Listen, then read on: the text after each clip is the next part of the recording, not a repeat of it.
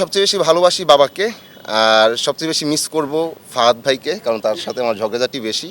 আর marine তো আমার সাথেই সবসময়। মানে বললা না তো ভালোবাসো কিনা সাথে। আমি আর কাকে ভালোবাসি?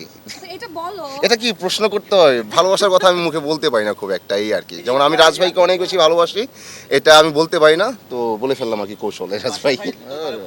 এবং এই রাজ ভাইয়ের লিডারশিপে আসলে আমি মুগ্ধ। এবং উনি এই সব কয়টা চরিত্রকে এবং এই গল্পটাকে, এবং আপনারা তো সবাই গল্পটা দেখতেছেন, এটা অনেক টাফ একটা কাজ, অনেক টাফ কাজ। এবং 7 মাস উনি আমাদেরকে এমন চমৎকার ওনার লিডারশিপে আমাদের আসলে বোধ করে রাখছেন এবং মেনটেন করে গেছেন। এবং আমাদের যে ফ্রিডমটা দিয়েছেন এই কাজের ক্ষেত্রে, এবং ওনার অবজারভেশন পাওয়ারের কথা যদি বলি, যে আমরা যেভাবে কথা বলছি এ করছি, তো আমাদের মধ্যে বন্ডিংটা কেমন, সেটাও অনেক জায়গায় নাটকে আসলে ইউজ হচ্ছে। কারণ ওটা নোটিস করে উনি বলছেন যে ব্যাপারটা এরকমই থাকবে। সো আমরা একদম পরিবারের মতো ছিলাম, এটা এই রাজভাইয়ের নেতৃত্বে।